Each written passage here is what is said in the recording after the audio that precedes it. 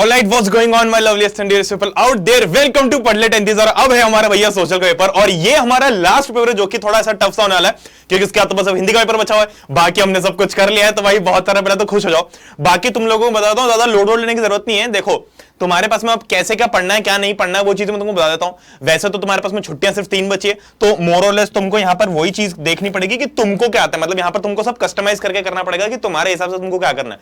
पर फिर मैं तुमको पूरा आइडिया देता हूं, तो इस वीडियो को पूरा एंड तक देखना, क्योंकि मैं तुमको एक गारंटी देता हूं कि भाई तुमको बहुत मजा आएगा पहले तो वीडियो देख के, क्योंकि तुम्हारा स्ट्रेस बच। मतलब मेरा काम सिर्फ इतना ही नहीं कि मैं आके तुमको थोड़ा बहुत बता दूं, मैं ये भी पूरा मेक श्योर करता हूं कि मैं आऊं तो थोड़ा स्ट्रेस बस्ट हो तुम्हारा, तुमको लगे कि यार चलो थोड़ी बहुत इधर उधर की बातें भी कर ली हमने, हंसी मजाक हो गया, और ऐसे ही अच्छा मूड हो जाए। तो मैं पूरे ऐसे बहुत ही एनर्जेटिक मूड के अंदर सारे वीडियो बनाता हूं। तो अभी हम देख लेते हैं भैया सोशल साइंस। हमारे पास में 3 दिन की छुट्टी है, हमको क्या करना है, कैसे करना है, थोड़ा बहुत समझ लेते हैं, और क्या नहीं करना भी समझ लेते हैं। वैसे तो और वीडियो आते रहेंगे, मैराथन भी आती रहेगी, तो मैराथन कब आएगी, कितनी बड़ी आएगी, किस टॉपिक के ऊपर आएगी, वो चीज हम आगे चल के डिस्कस करेंगे। और जो हमने कल रात को, यानी कि सॉरी आज रात को 12:30 से लेके 1 बजे तक, नहीं 12 से 1 बजे तक जो हमने स्ट्रीम की थी, ये लेट नाइट स्ट्रीम, इसको तुमने एक अलग ही लेवल पे सक्सेसफुल स्ट्रीम बना दिया। मतलब मैंने तो एक्सपेक्ट नहीं किया था। हमारे उसमें 1500 लाइव व्यूइंग चल रही थी, और हमने लेजिट कम से कम 800 सब्सक्राइबर्स ऐड कर लिए उस स्ट्रीम के अंदर। पता नहीं क्या तुम लोगों ने जादू किया। मैंने बस बोला था कि सब्सक्राइब कर दो, तो तुम लोगों ने सही में भी, मैंने बोला था कि मम्मी पापा सो रहे होंगे तो उनके पिलो के नीचे से फोन निकालो और उस फोन से सब्सक्राइब कर दो। तो क्या तुमने सही में वो कर लिया क्या? मुझे कमेंट्स के अंदर बताओ। चलो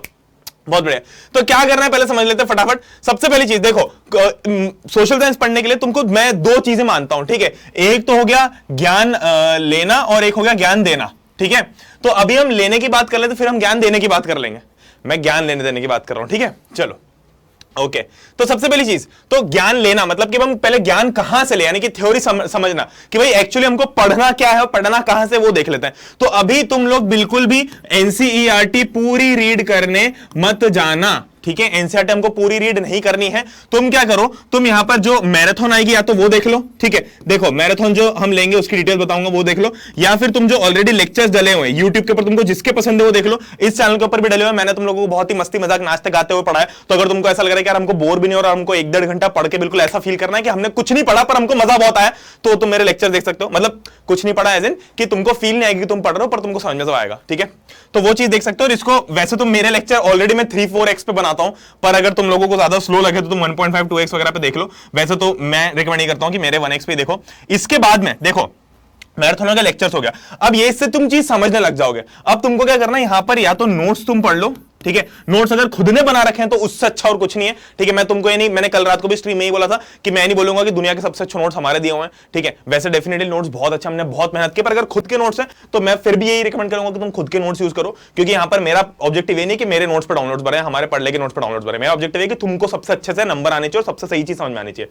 तो खुद के नोट्स हैं तो वेल एंड गुड, अगर नहीं है तो तुम पढ़ने के नोट्स यूज कर सकते हो, या अपने दोस्त के जिससे भी तुमको नोट्स चाहिए वो। पढ़ने के नोट्स तुमको दोस्त वाली फील देंगे, क्योंकि उसमें उल्टी सीधी, मतलब उल्टी सीधी नहीं, पर उसमें ऐसे बहुत ही डेकोरेटिव और हैंड रिटन टाइप की फील दे रखी है, तो उसकी भी तुम प्रिंट आउट निकाल सकते हो चाहो तो, ठीक है। अच्छा मैं एक काम करूंगा कि जितने भी नोट्स हैं ये ऑलरेडी वेबसाइट पे डले हुए हैं पढ़ले.in, ठीक है। मैं एक काम और कर दूंगा कि मेरी जो इंस्टाग्राम प्रोफाइल है @कौन है, ठीक है, तुम इस पे जाओगे अगर, तो मैं सारी स्टोरी हाइलाइट्स में एक स्टोरी हाइलाइट बना दूंगा, जिसके अंदर मैं सारे नोट्स एक स्टोरी में लिंक कर दूंगा। तो बाय चांस अगर तुमको ऐसा लगता है कि वेबसाइट पर हमको ढूंढना पड़ेगा, ये होगा, तो तुम यहां से अपना टाइम बचा सकते हो, ठीक है। यहां पर जाके तुम देख लोगे तो तुम्हारा काम आसान हो जाएगा। और साथ में तुम जा ही रहे हो तो फॉलो भी कर देना भाई, ठीक है।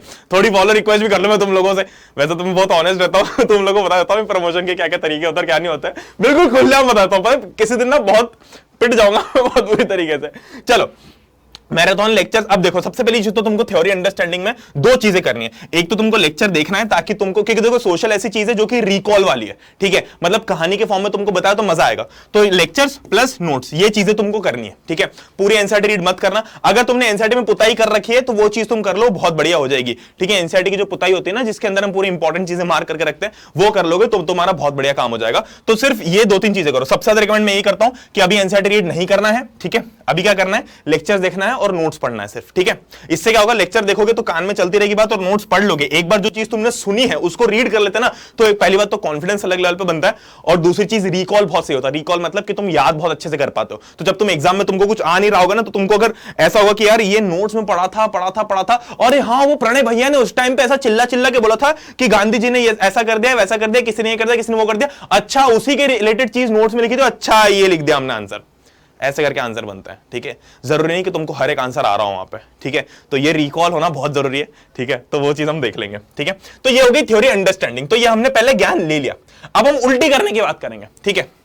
मतलब कि हमने जो ज्ञान लिया, क्या हम इसको एक्चुअली अप्लाई कर पा रहे नहीं कर पा रहे। तो ये एप्लीकेशन वाला पार्ट कैसे करोगे? This is more like practising questions, ठीक है। तो पहले तुमने ज्ञान ले लिया, अब हमको क्वेश्चंस प्रैक्टिस करना है। तो क्वेश्चंस हम कौन कौन से प्रैक्टिस करेंगे भैया? सबसे इंपॉर्टेंट हमको पीवाईक्यू प्रैक्टिस करना है, ठीक है। और सेकंड इंपॉर्टेंट, इसके बाद में हमको एनसीईआरटी के in-text and back questions practice करना है, ठीक है। एनसीईआरटी के क्वेश्चंस प्रैक्टिस करना है, ठीक है।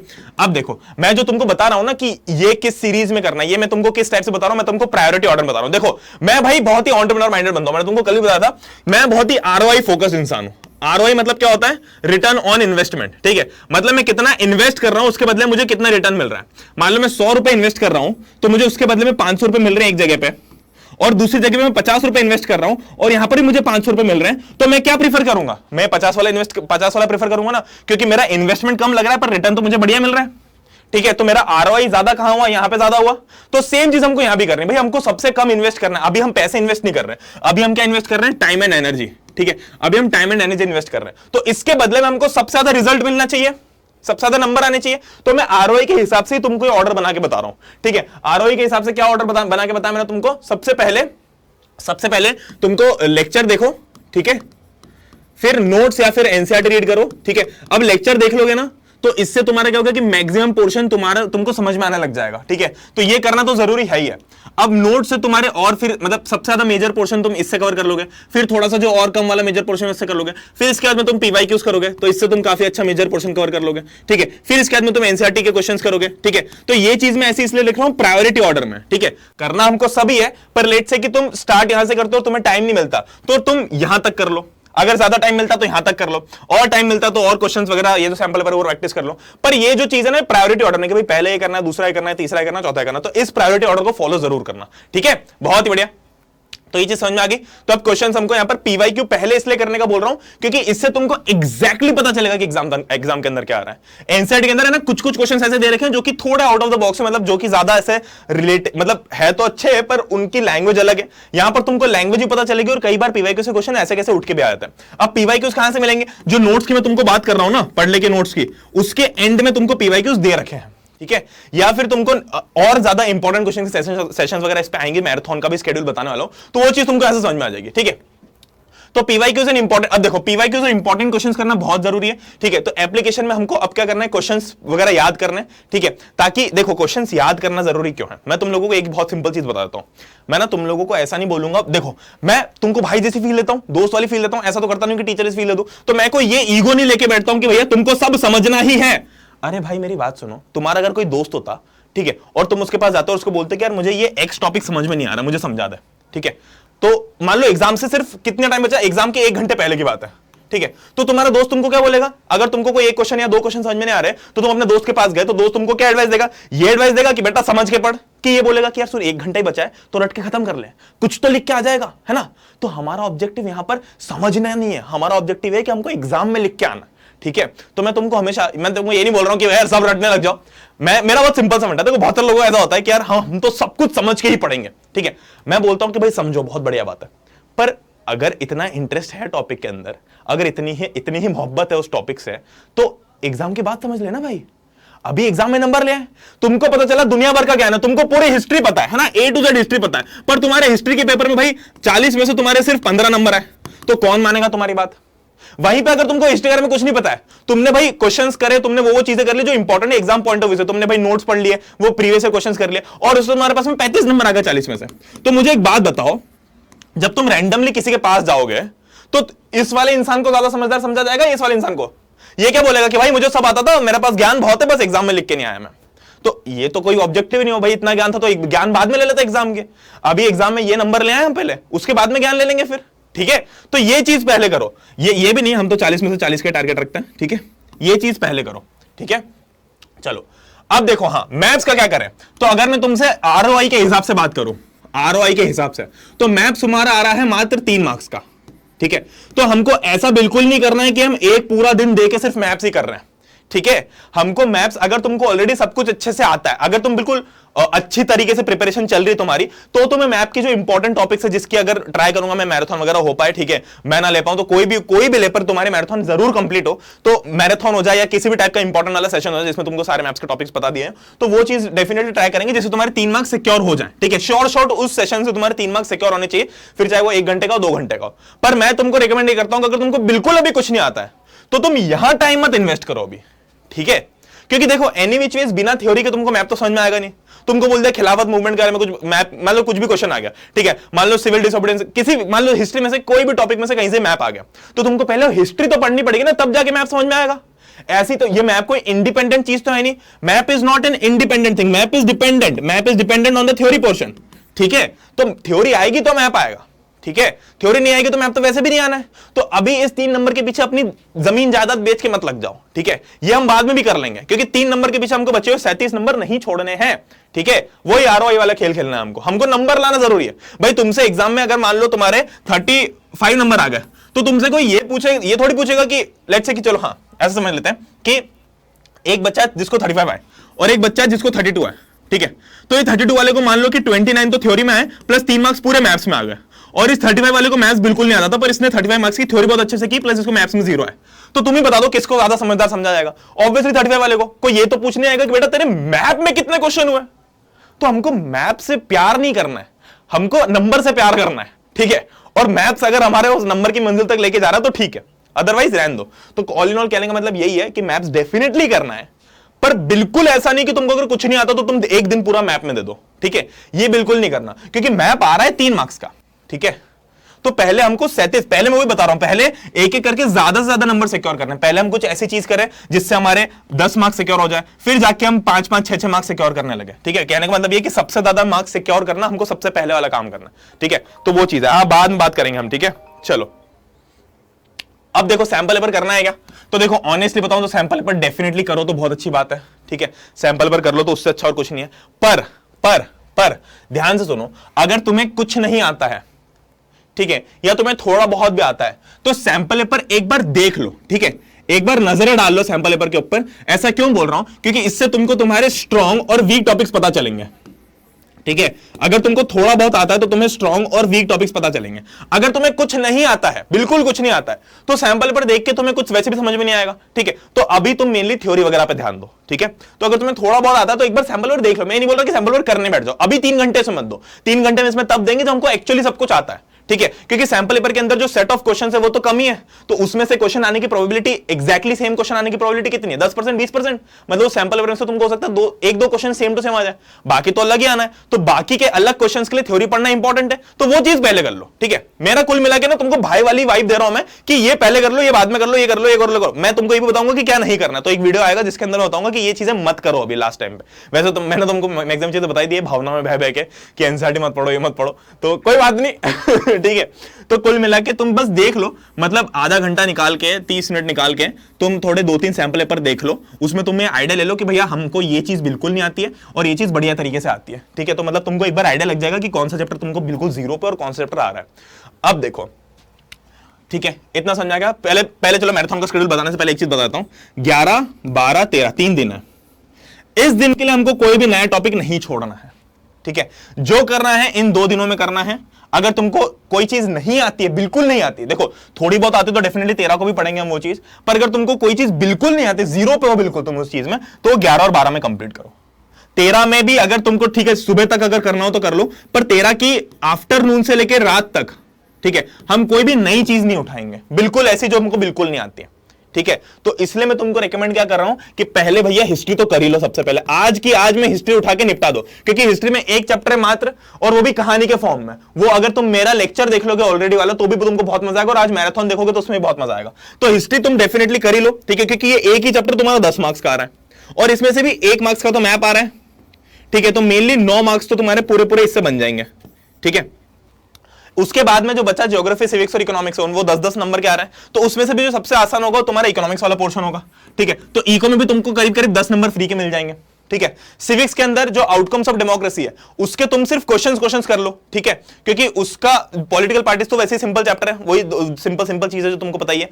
पर आउटकम्स ऑफ डेमोक्रेसी ऐसा है जिसकी अभी नोट्स वोट्स पढ़ने की बजाय तुम पहले क्वेश्चंस कर लो, क्योंकि वो कितना भी पढ़ ले उसमें क्वेश्चन उल्टे सीधे ही आते हैं, पर सबके आंसर ऑलमोस्ट एक जैसे होते हैं, तो ये उसका एडवांटेज है, ठीक है। तो आउटकम्स ऑफ डेमोक्रेसी के तुम पीवाईक्यूज प्रैक्टिस कर लो, ठीक है। ये चीज मैं तुमको और चैप्टर बता दूंगा कि क्या कैसे पढ़ना है, कौन कौन से चैप्टर में कितना कितना ध्यान देना, वो मैं तुमको अलग से बता दूंगा। पर मैं तुमको अभी बता देता हूं, देखो मैं तुम्हारा ज्यादा टाइम वेस्ट नहीं करना चाहता हूं, मैं तुमको मेनली ज्यादा ज्ञान देना चाहता हूं कम से कम समय में।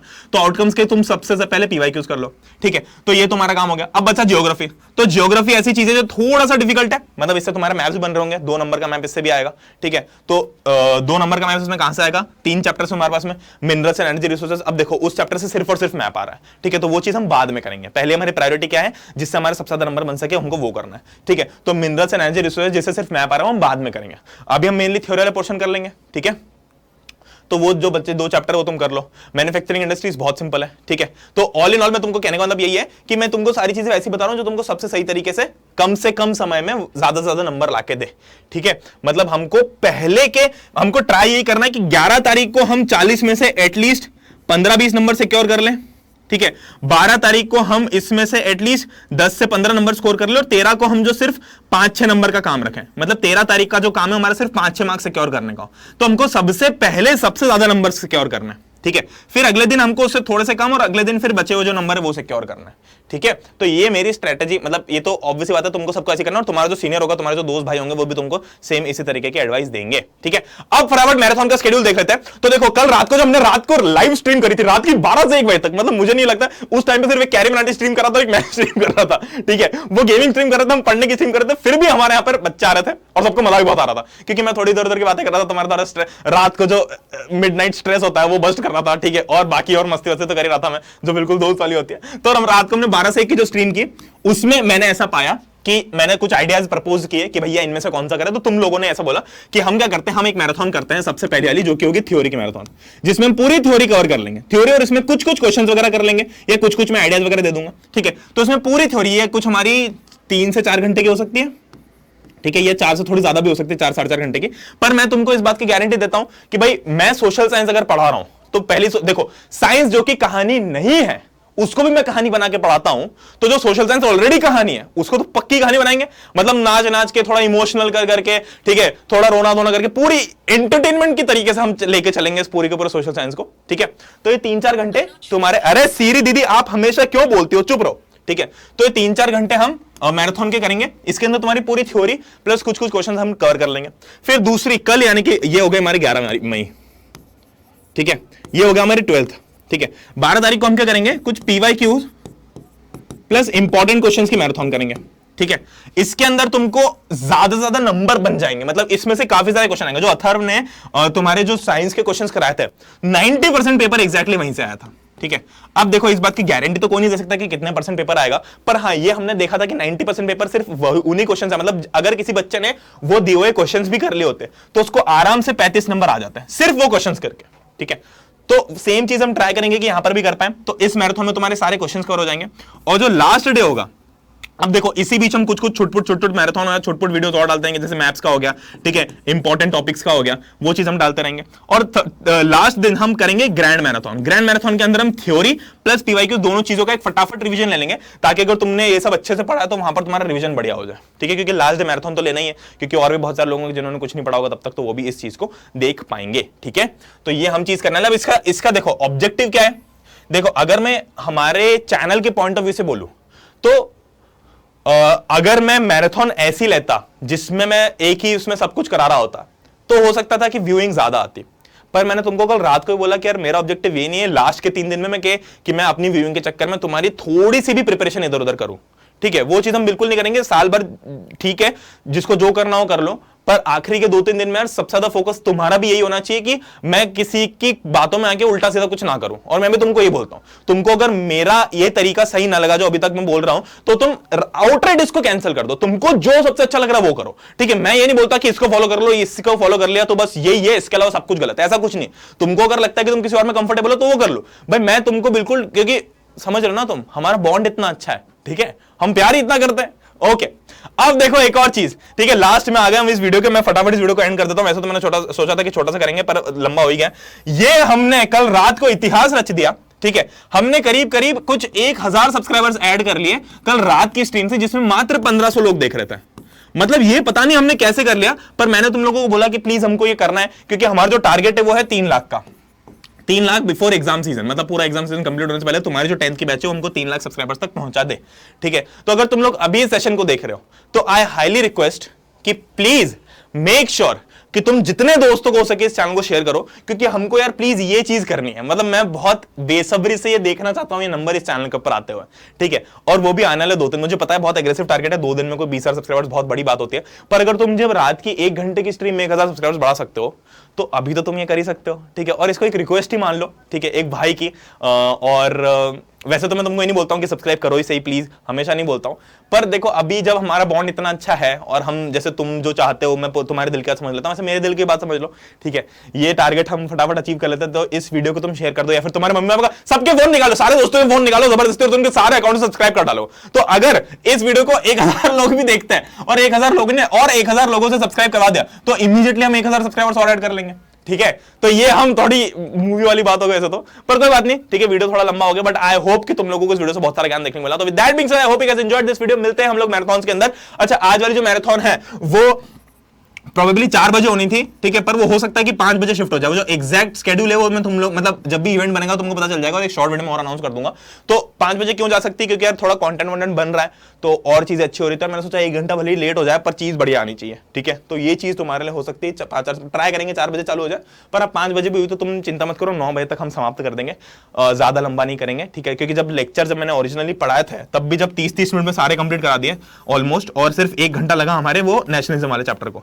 तो अगर मैं ऐसे देखूं तो 4 घंटे ही हो रहे हैं अभी। तो अगर हम लास्ट मोमेंट पे पढ़ रहे हैं तो 4-4.5 घंटे में हो जाएगा हमारा सब कुछ, ठीक है। तो दैट बीइंग सेड, हम लोग मिलते हैं नेक्स्ट सेशन के अंदर। हम ट्राई करते हैं कि हमारी जो वो होने वाली है ना, क्या बोलते हैं उसको, मैराथन वाले, उसके पहले हम ऑलरेडी 2,82,282 ये वाला जो टारगेट है इसको अचीव कर ले, फिर हम धीरे धीरे करके सारे टारगेट्स अचीव करना। तो दैट बीइंग सेड, मिलते हैं मैराथन के अंदर, तब तक के लिए गुड बाय, टेक केयर, और बिल्कुल चिल विल करो, ऐश करो, कोई दिमाग पे लोड मत लो यार, आराम से हो जाएगा, कोई दिक्कत वाली बात नहीं, इतना क्या सोचना यार, ठीक है। वो 40 नंबर थोड़ी तुम्हारी जिंदगी बनाने वाले, ऐसा बोल के ही मैं बहुत खतरनाक रहा हूंगा तो चलो मिलते हैं हम लोग स्ट्रीम के अंदर, तब तक के लिए गुड बाय, टेक केयर, जय हिंद, वंदे मातरम, बाय बाय।